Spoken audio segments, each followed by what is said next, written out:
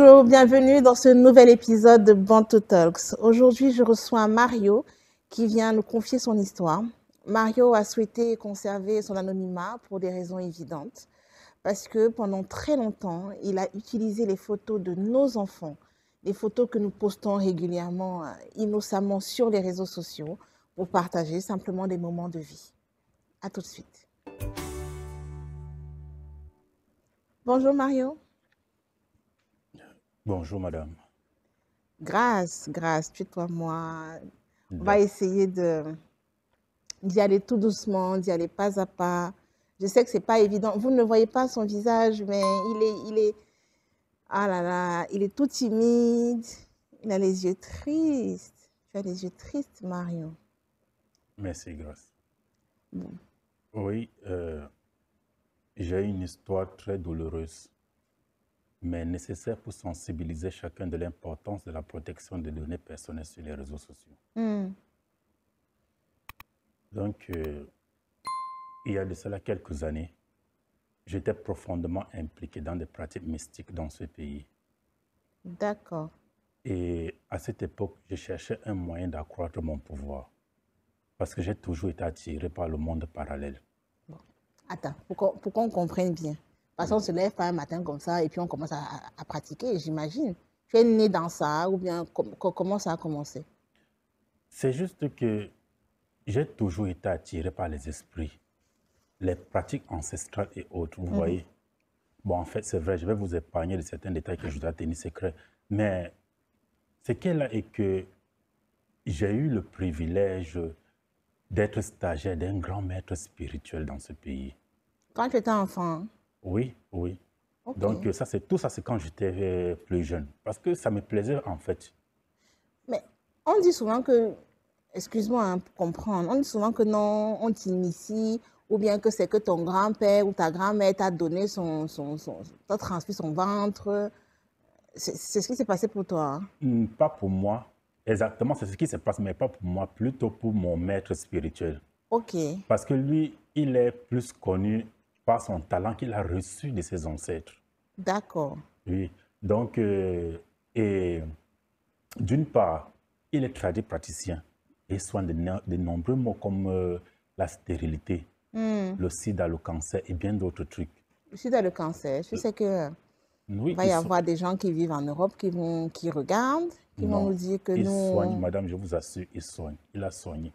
Devant toi? Oui, j'ai été son stagiaire. On a travaillé ensemble pendant très longtemps. Donc, je sais réellement de quoi je parle, je vous assure.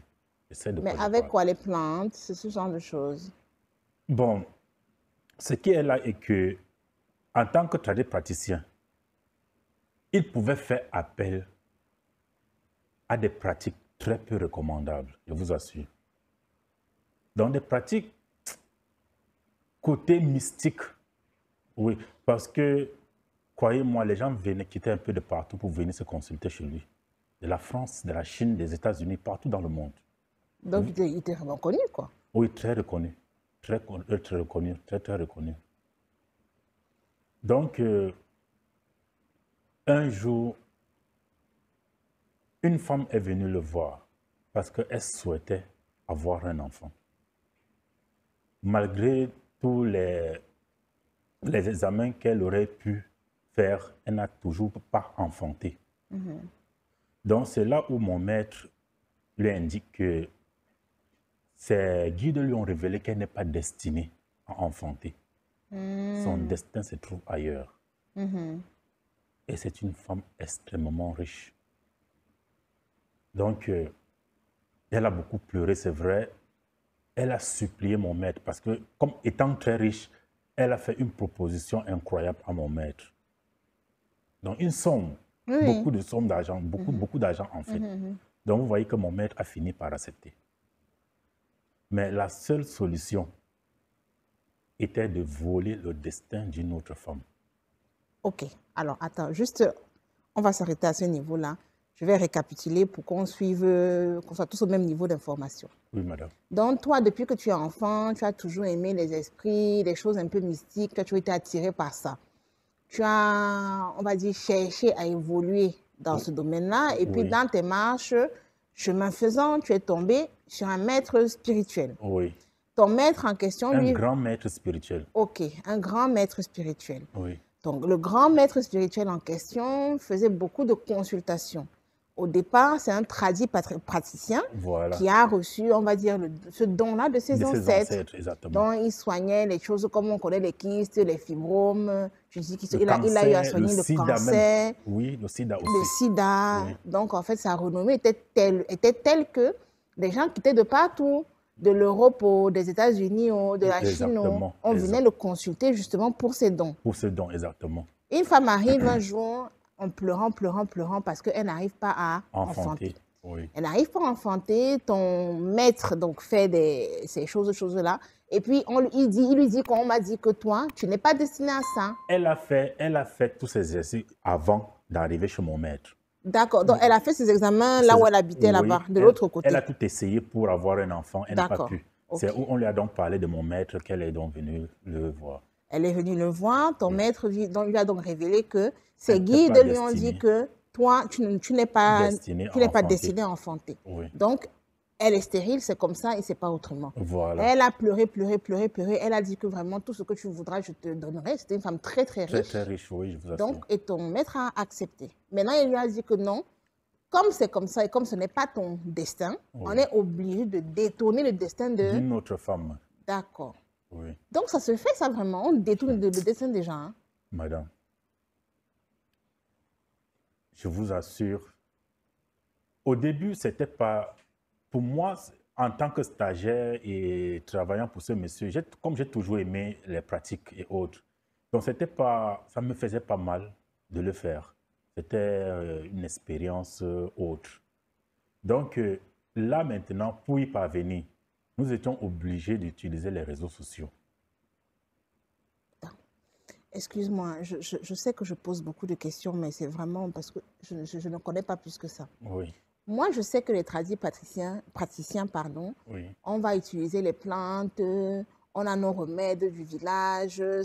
Ça n'a rien de mystique au départ.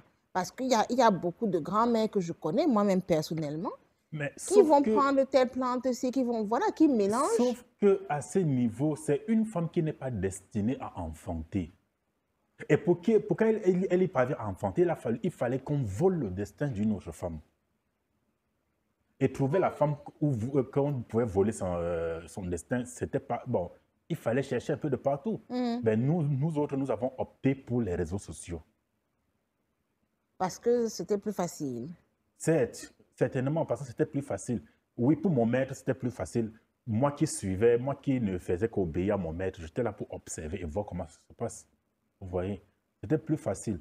Donc, comme je suis en train de le dire, nous avons utilisé les réseaux sociaux pour voler le destin.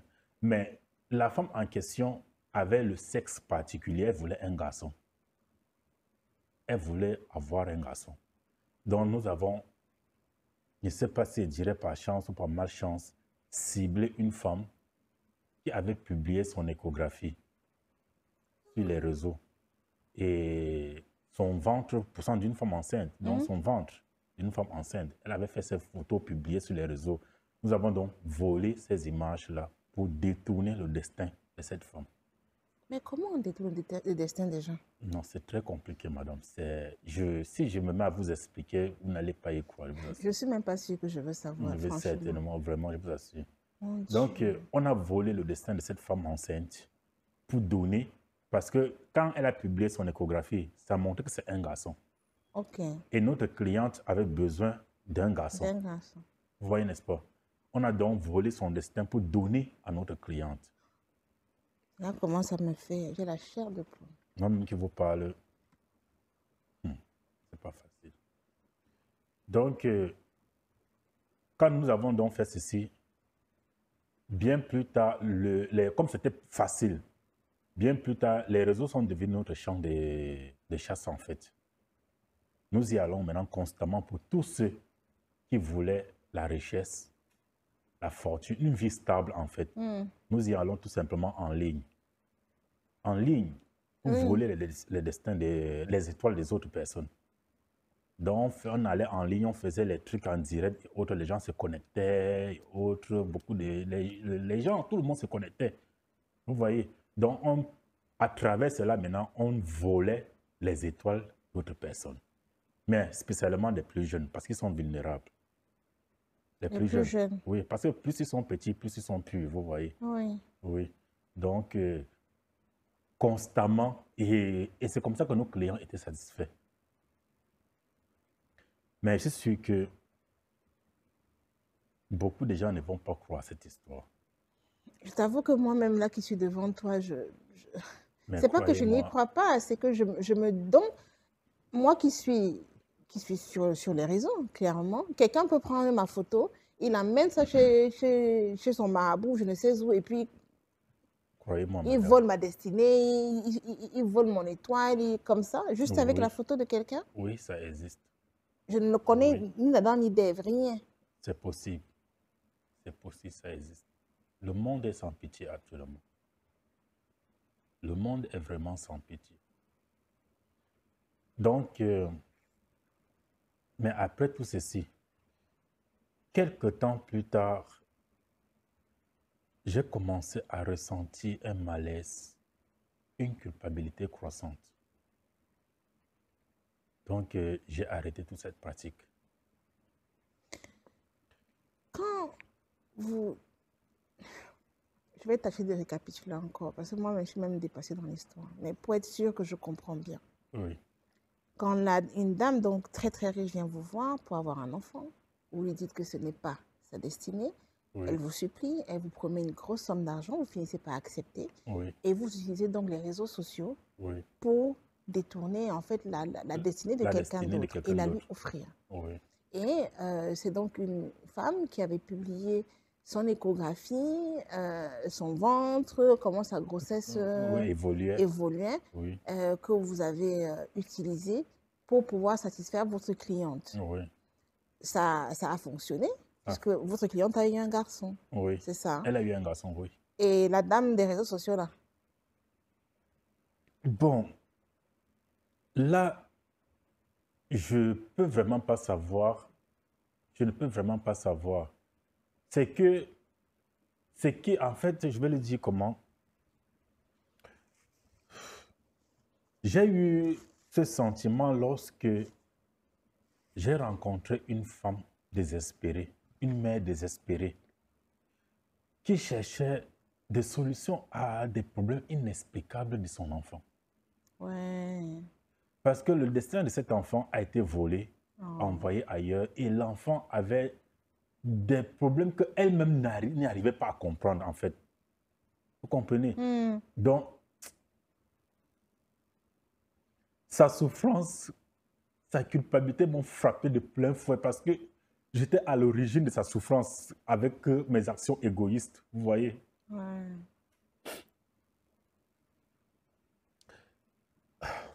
Qu'est-ce que la dame est venue vous expliquer en fait pour son enfant? Ce n'est pas qu'elle est venue m'expliquer, elle cherchait des solutions, mais sauf que quand j'ai vu cela, étant conscient que tout ça, c'est moi la cause de ce problème-là, c'est moi la cause de sa souffrance, vous voyez. Donc, c'est où j'ai été très abattu, très touché de voir une femme souffrir autant à cause de moi. Et mes clients étaient heureux.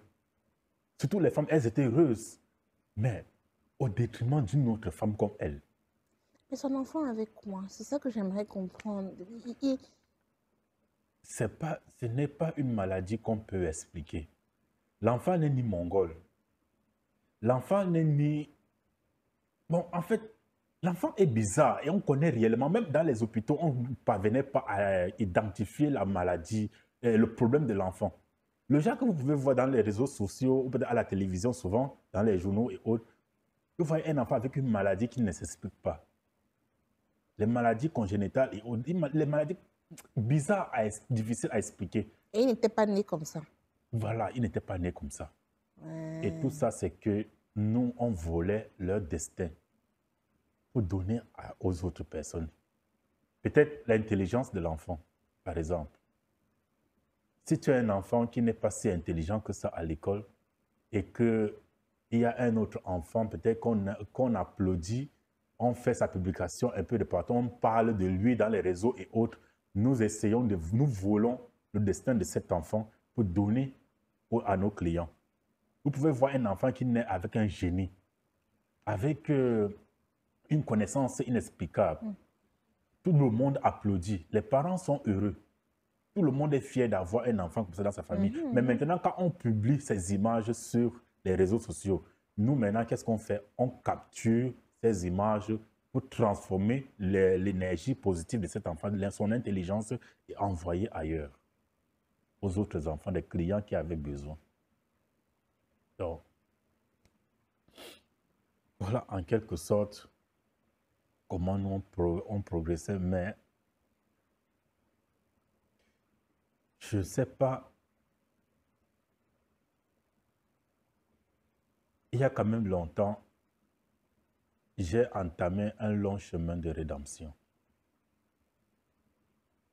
J'ai arrêté toutes ces pratiques. J'essaye aujourd'hui de corriger toutes les erreurs que j'ai causées. Et de ce fait, mon but aujourd'hui est de sensibiliser les parents, les utilisateurs des réseaux sociaux, les dangers qu'ils encourent en publiant leurs photos sur les réseaux sociaux. Parce que le monde est très méchant. Les gens prennent ces images qu'eux, ils publient. Peut-être pour, je vais le dire comment, peut-être pour les souvenirs de leur passé et autres, mais ne sachant pas ce qu'ils sont en train de faire. Parce que les gens prennent ces images-là pour faire des pratiques mystiques avec.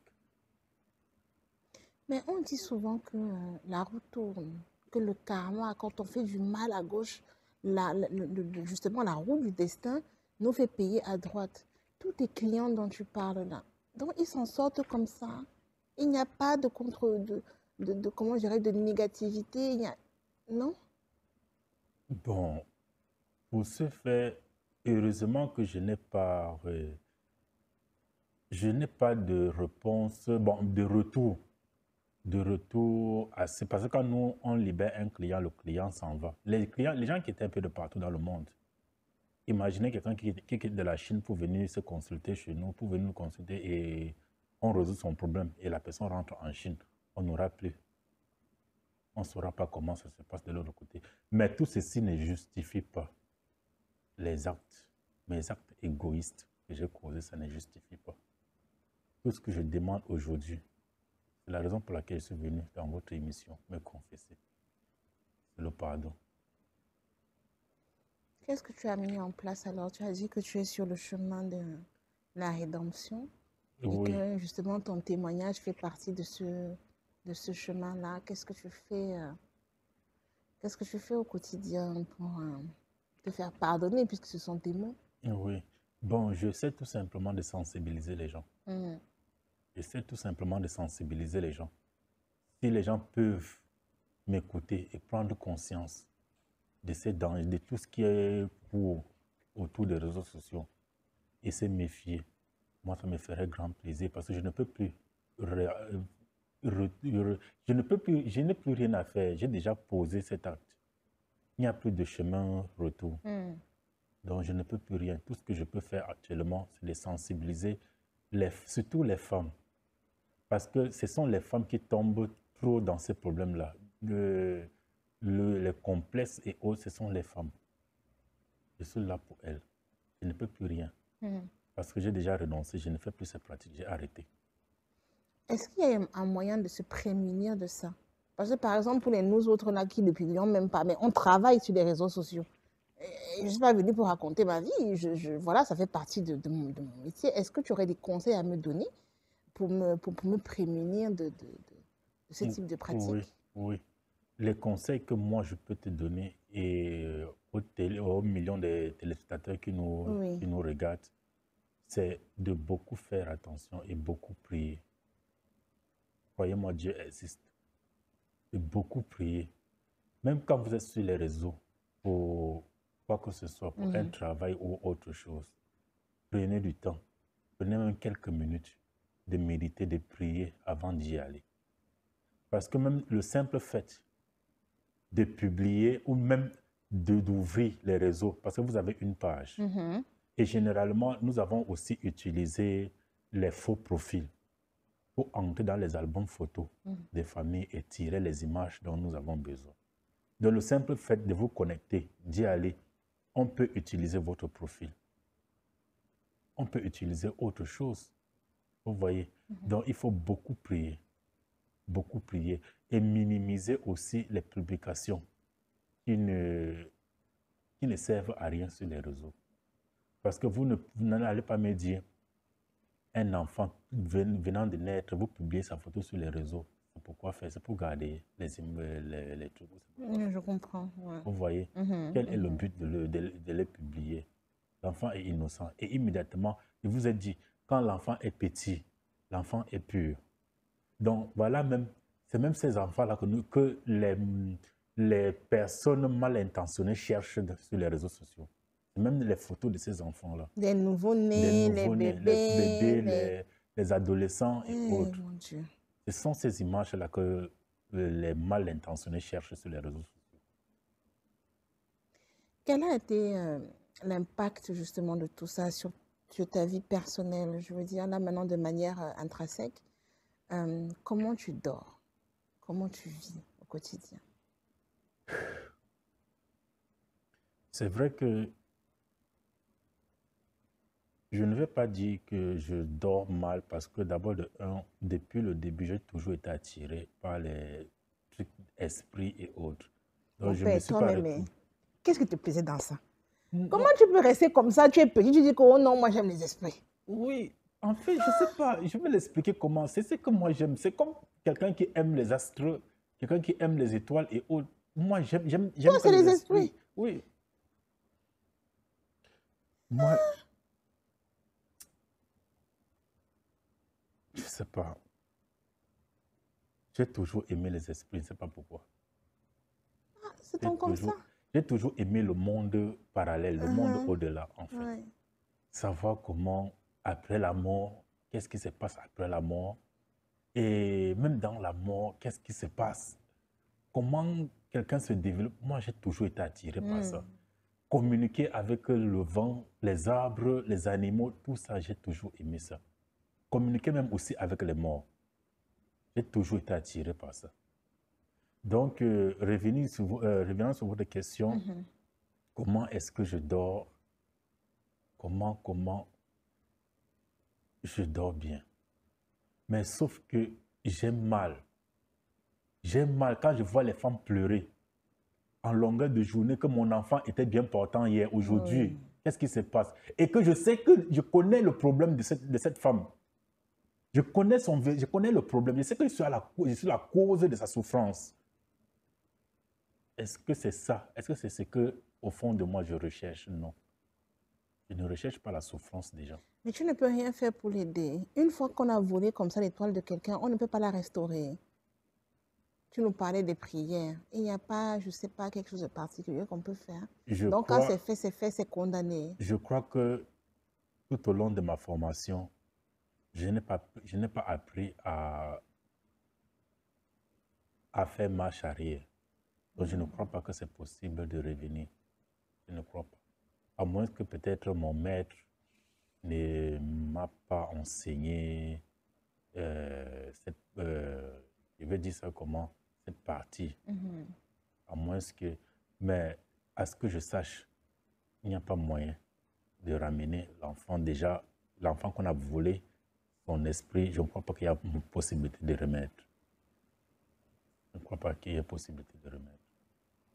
Quelles sont tes relations aujourd'hui avec ton grand maître, comme tu l'appelles? Est-ce que vous vous fréquentez? Non. Est-ce que tu as de ses nouvelles encore? Non. Ça fait de cela quelques années déjà que j'ai arrêté de le fréquenter. Je ne sais même plus où il est actuellement. Parce que on avait notre siège. Bon, je ne vais pas citer. Non, pardon. Oui. Surtout pas. Oui. Parce que sinon, on va me comment dirais-je, me finir ici. Oui, parce que dès que j'ai renoncé, je lui ai fait part. Il t'a laissé partir facilement. Ça n'a pas été facile. Mais vu que je connaissais déjà certaines techniques de blindage et autres, sachant que lui, annonçant que je ne veux plus travailler avec lui, il pouvait me lancer un truc que ce soit. Donc, il savait déjà que d'office, je suis blindé, il ne peut plus m'atteindre. Non, même Mais entre quand il vous, a... vous lancez les choses. Oui, il y a la concurrence. Il n'est pas le seul. Je dis bien que c'est un grand maître. Donc, s'il est grand maître, ça veut dire qu'il y a les petits maîtres. Donc, il y a la concurrence, vous voyez. Il y a la concurrence. Donc, Je vois. Je vois que c'est très hiérarchisé, en fait. oui, exactement. Exactement. Donc, quand je lui ai donc fait part que je ne voulais plus continuer dans ces lancers et qu'il faille que je me confesse, je crois qu'il a pris peur. Il a déménagé parce que où il était avant, il n'est plus. Mais je ne sais plus actuellement où il se trouve. Parce que c'est un monsieur qui marche un peu partout dans le monde. Il y a des fois qu'on l'invite même aux États-Unis. Il y va en Chine, un peu de partout. Et des fois que ce sont eux qui viennent le voir ici au pays. C'est vraiment un monde parallèle, hein, comme on dit. Quels sont tes projets pour l'avenir? Aujourd'hui, quels sont tes projets? Comment tu te vois dans 10, 20 ans? Je crois que c'est vrai que j'ai projeté devenir pasteur pour sensibiliser, pour prêcher la parole de Dieu. Mais le temps me le dira, mais c'est juste un projet que j'ai, devenir pasteur, sensibiliser, sauver les âmes. Sauver les âmes. Bon, peut-être pas les âmes captivées, mais les âmes en voie de disparition, de les sauver. Parce que, vu tout ce que j'ai eu à faire, je vous assure, la sorcellerie existe. Je comprends. La sorcellerie existe. Est-ce qu'avant ce jour-ci, avant de te confier ici, tu en avais déjà parlé à quelqu'un? Je ne sais pas, à ta femme, Non, tes non. parents, tes amis? Personne ne savait ce que tu Non, faisais non, réellement. non. Vu aussi que ma femme m'avait même quitté depuis longtemps. Donc, à personne. À personne. C'est d'abord ici. Bon, c'est vrai que mon maître est le premier à qui j'ai fait part d'arrêter et autres. Mais avant cela, plus personne. Je me suis confié à personne. C'est la toute première fois que je me confie aujourd'hui. Et je ne sais pas comment les gens vont prendre cela quand ils sauront la vérité. Je comprends. Merci beaucoup, Mario. Vraiment. Merci d'avoir pris le temps d'être venu ici pour nous raconter ton histoire, de sensibiliser. Je t'avoue que moi-même, je me sens visée. Maintenant, je me sens visée. C'est vrai vraiment que Dieu ait pitié de nous tous. Qu'est-ce qu'on peut dire de plus? Amen. Merci beaucoup d'être Je vous venu. remercie, madame. Je vous remercie pour cette opportunité que vous m'avez donnée pour que je puisse me libérer. Je vous assure, je suis déjà un peu soulagé. C'est vrai que ce n'est qu'un premier pas que j'ai fait. Je me sens un peu soulagé. Merci beaucoup. C'est un plaisir. Si vous aussi vous voulez témoigner, n'hésitez surtout pas. Venez nous voir. On ne mord pas, on ne mange pas les gens. On vous attend. Envoyez un mail à hello@bantou.fr. On vous remettra l'adresse juste ici. Et moi, je vous retrouve la semaine prochaine pour un nouvel épisode de Bantou Talks.